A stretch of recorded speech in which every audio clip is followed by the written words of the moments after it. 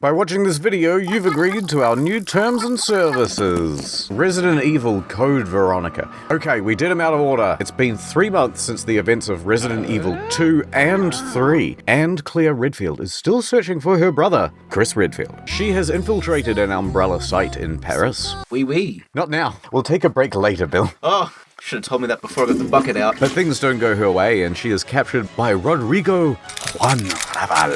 Raval is an umbrella military commander, wouldn't you know? 10 days later, she is transported to a prison. The prison is located on Rockford Island, and she shows up, and then immediately she's knocked unconscious. Good night, girl. The island is rocked with explosions. Over there and over there. Because an air raid has hit the island prison. Oh my god, it's the Japanese. Oh no. Raval limps into Claire's cell and says, "Get out of here." Claire reaches the surface, but the facility is all in ruins from the bombings. It turns out the air raid released the T-virus samples and bioorganic weapons on the island. Oh my god, no. So Claire takes out a couple of zombies and makes her way. She's fired upon by a guard tower, and she returns fire. The tower guard realizes that she isn't a zombie and stops shooting. The guard's name is Steve. My name is Steve. Relax, beautiful. I said I was sorry. So Steve is heading to the island's airport. I'm heading to However, the he doesn't want airport. Claire to tag along as she's a woman and she'll just slow him down. What did you write there? That's what they said in the game. Play the clip. Does he really say that? I don't want you following me, lady.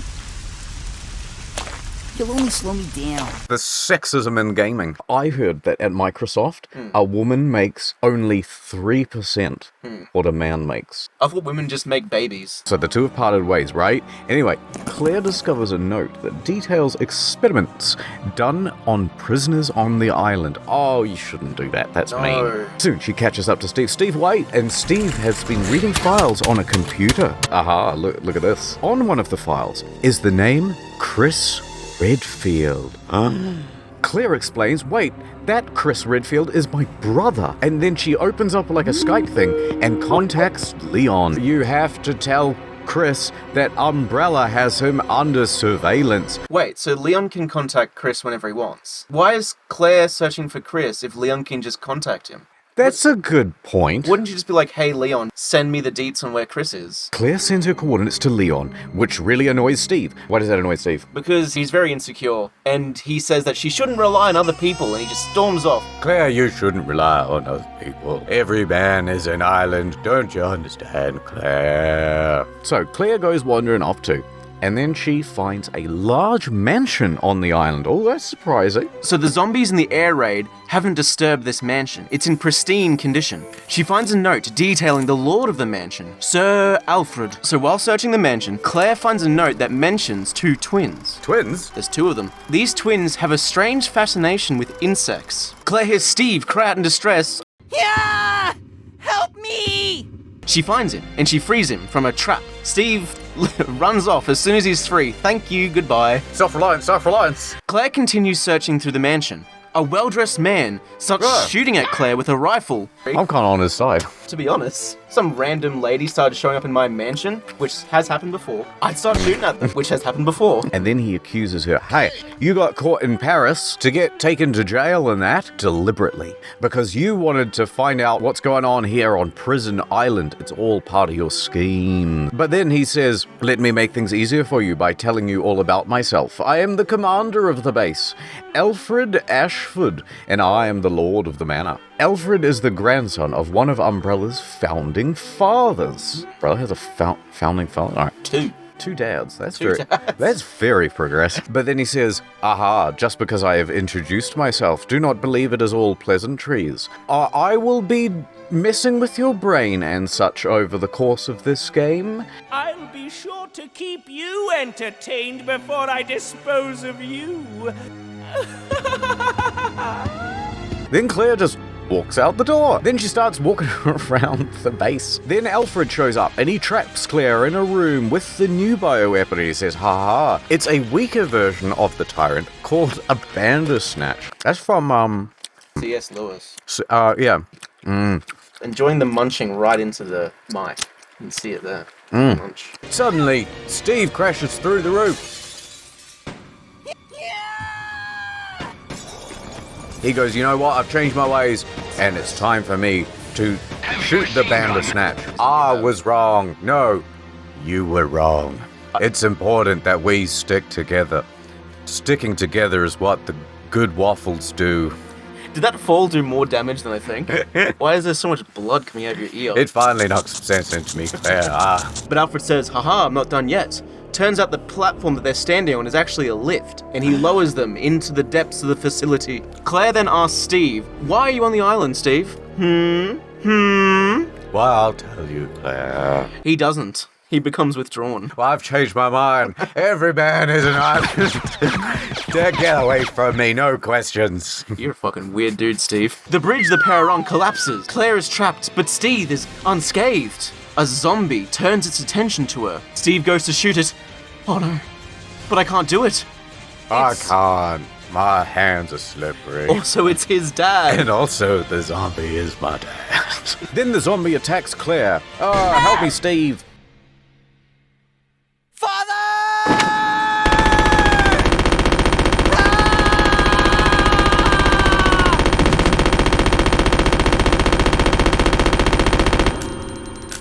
My dad. He has saved Claire. Oh, thank you, Steve. And Steve explains that his father was a low-level scientist for Umbrella. His father was going to sell company secrets. You can't do that. And then Umbrella killed Steve's mom as well, and captured Steve and his father. So Claire leaves Steve behind and explores more of the mansion. Claire escapes to find a house on a hill, a different house. Yeah, it's up on the hill behind the mansion. And inside the house is Alfred and his twin sister, Alexia. Alexia, play Despacito. I found some popular pork beef roast on Amazon.com. Alexia is chastising Alfred. You never bring me anything nice? You let that girl run around the island, and now there are monsters in my backyard? All right. Aren't they brother and sister, not husband and wife? I don't know what their story is. Well, they're on an island. What are you going to do? Alexia. I can't find the song Splish Splash, I was taking a crap. She is apparently the one who's in charge of the facilities. Then they're kind of like, oh, what's going on? But Claire stealths out of there and flees. She finds Commander Raval next, who has been wounded. Claire gives Raval some medicine, and he is very grateful, thank you, and gives her a lockpick. As the master of unlock, Claire leaves her lighter with him. Claire leaves Raval and heads back to the mansion. As she walks up, she's called out as a mysterious figure appears behind her. Kind of spooky. She turns around, and the man introduces himself as a ghost who's come back to haunt her brother. Claire recognizes him. It's Albert Wesker. Greetings. Wesker claims responsibility for the air raid. It was all me. I did it. He grabs Claire and lifts her with superhuman strength. Wesker says he'll use Claire to lure Chris to the island. And then suddenly he just jumps away, saying he has a use for Claire later. Claire says okay and heads back inside the mansion, shuffling through more papers in the mansion, talking about Alexia. Alexia, call Mom. So it turns out that Alexia was a prodigy, and at 10 years old, she was given the position of head researcher at Umbrella. They made her the head researcher of a multi-billion-dollar company at 10. Sure. I think we found someone who's going to give us funding. We'll go out to lunch. Can you drive me to lunch? She's sitting at the table and she can't quite see over it. It's like a kid's menu. Claire also finds another letter from Alfred. The letter describes Alfred's unhealthy obsession with his sister. Ugh. While Claire's reading through all these letters, Alexia appears. This might answer your question. And she holds Claire up at gunpoint. Steve bursts into the room. Steve and Alexia wound each other by shooting bullets. Alexia turns and runs into a secret room. The pair try to follow her, but they are ambushed by Alfred. Steve subdues Alfred. Turns out that Alexia, dun dun dun, it was Alfred all along. She got a dick.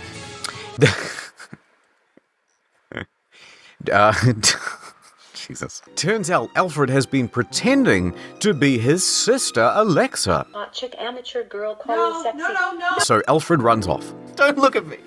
Don't look at me. These are different times. People will be much more accepting today. Absolutely. That freak! Claire doesn't think there ever was an Alexia, and Alfred believes he is two people. Then, all of a sudden, Alfred triggers the island to self-destruct via a protocol thing. It wouldn't be a Resident Evil game if an island didn't explode. Steve and Claire leave the mansion. They head out for the airport, and then they jump in a plane, and Steve is prepping it for takeoff. I gotta spin the propeller. But then, Alfred frees a special bioorganic weapon, and it's a new type of tyrant, a better type of tyrant. And it dies immediately, because Claire beats it. Steve then finishes prepping the plane, and then they take off. Then Alfred also departs the island in a jet. Oh my god, but the tyrant has stowed itself aboard Claire and Steve's plane. But Claire pushes Tyrant off the plane. Steve can't control the plane anymore. I can't control it. But no, actually, the reason he can't control the plane is because Alfred has taken over it, and he's guiding the plane's autopilot. Cross-dressing freak! Okay, so then they go, well, I guess we'd better hope we have enough fuel. Yeah. And so they go to sleep. Alfred has taken them to Antarctica. Okay, you need a lot of fuel. And then the landing gear fails. Oh no!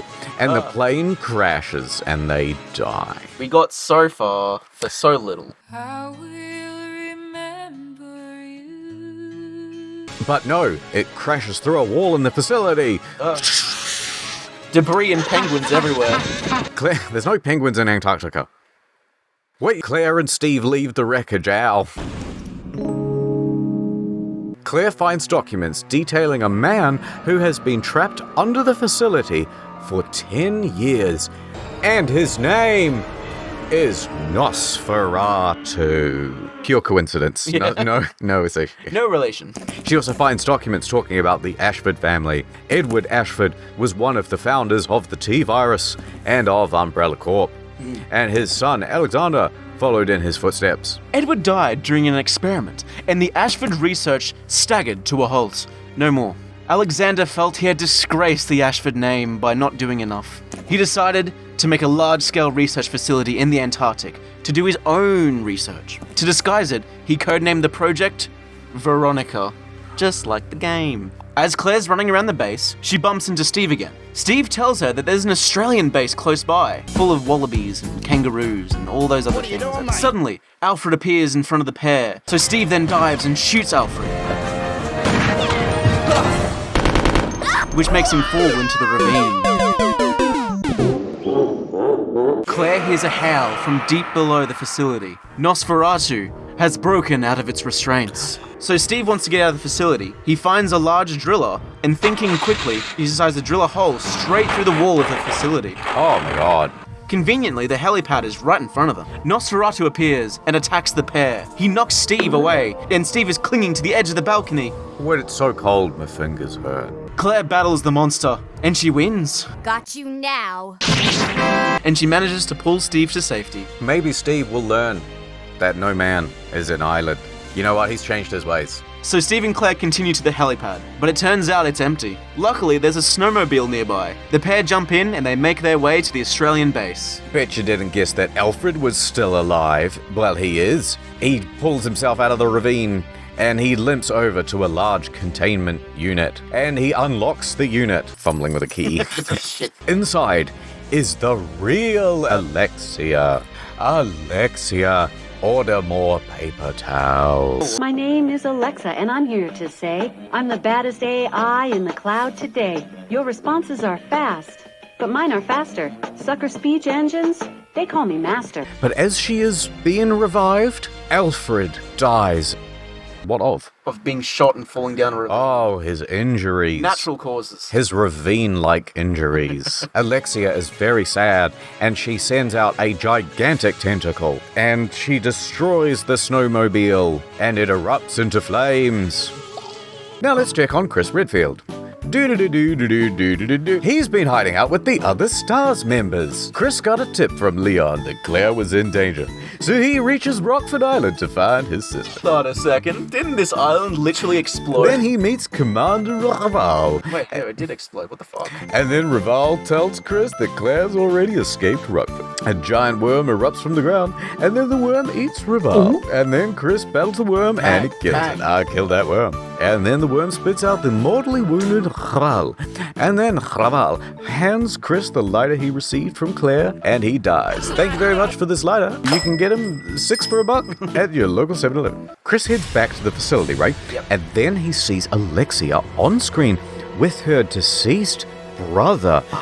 But he could see them in Antarctica. Yep. And Wesker watches Chris on CCTV. Chris, oh little fishy, come see my hook. Wesker activates a new hunter bioweapon. After beating the hunters, Chris doesn't have long to rest up, because Wesker appears before him. Greetings. Chris is shocked, because he thought that Wesker died in the first game. You died in the first game. Wesker explains that he's just here to capture Alexia. Chris then says, screw that, and attacks Wesker. But Wesker is he's too quick, he's too fast, and he knocks Chris to the ground. He lifts Chris by the neck and starts monologuing. I hate you, Chris. You're always fooling my original plans.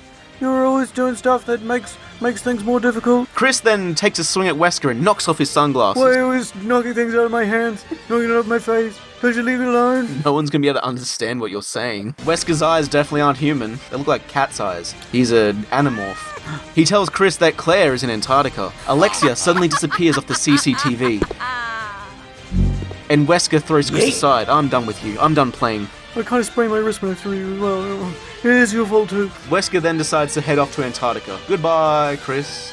Chris is left to fend off a group of bandersnatchers. After that, he eventually makes it to a hangar and steals another jet. He heads for Antarctica to save his sister. I'm coming for you, Claire. Wait, who? Chris. Chris.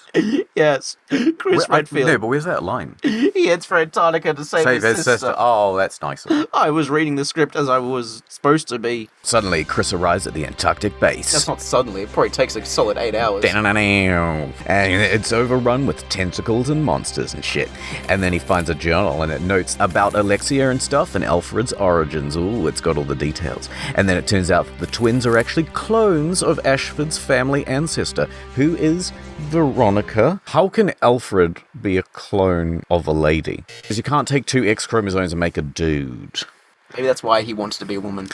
I kind of think that's actually what they're going with. Right, so these twins are both clones of Veronica. Wait, why was Veronica so great? Who the fuck's Veronica? The twins' father, Alexander, was just obsessed with Veronica. And he just was like, she was so smart, she was so great, I wanted to revive her. The twins were experimented on to give them incredible intelligence, just like Veronica. Veronica is so smart, so you will be so smart. Alfred was deemed a failure. You failed me, son. And he said, but Alexia, you are great. You are even better than I could have hoped for. You're my favorite child. But Alexander grew concerned for the twins' lack of humanity. They were also concerned with the new strain of T-virus that Alexia was working on.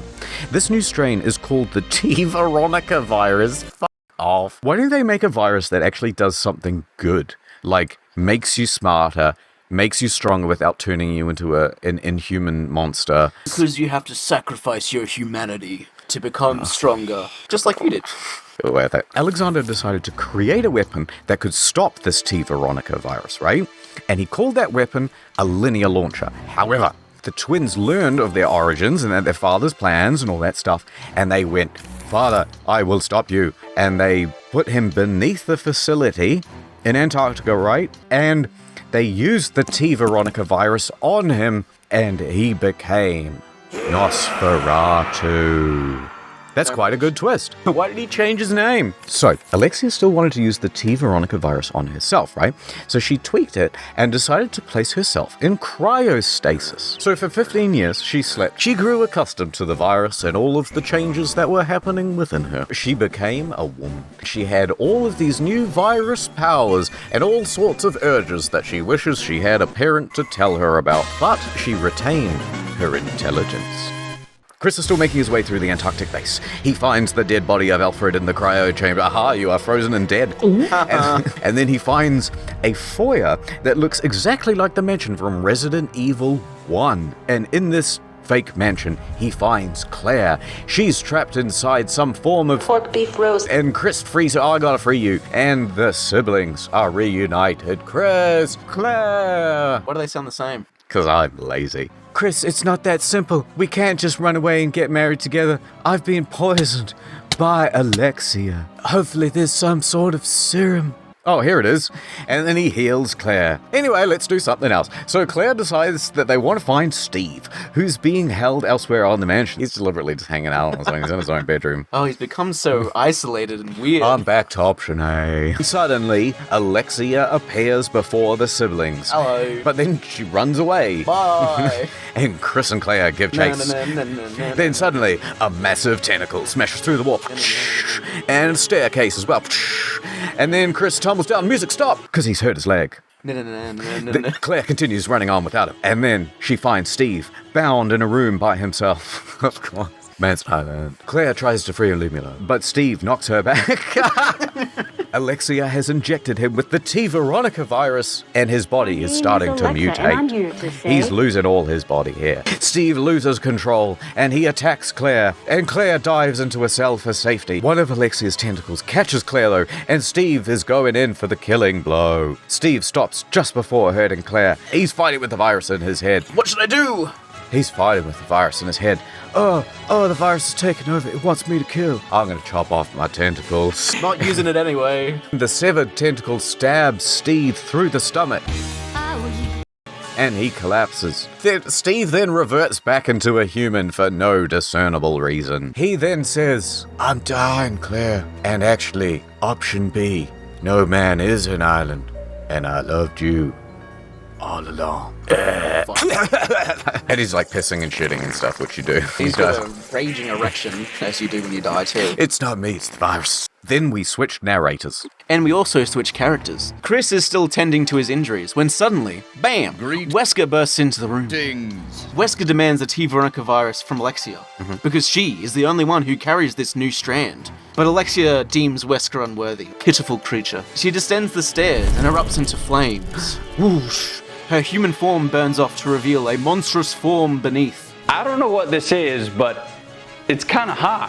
Wesker and Alexia battle. The two superhumans are a close match for one another. Wesker notices Chris and flees. Chris is then left to fight Alexia by himself. He manages to stun her just for long enough to escape. I like that idea. You stun a woman. Your Honor, I was just stunning her. Chris and Claire then find each other, but they are divided by a sealed door. Claire mentions that the self-destruct function of the base opens all the doors. Why not use that? So Chris finds the terminal and initiates the self-destruct sequence. Siblings are reunited once again. Oh, yay! Let's hug in a sibling kind of way. Uh-oh, but Alexia is blocking their path to escape. Chris finds the linear launcher. I found it, but it needs to be charged. Oh no, where's a USB port? Then Chris tells Claire to prepare their escape, as he'll take on Alec. I'll do it myself. Claire says, sure, why not? But just remember not to die.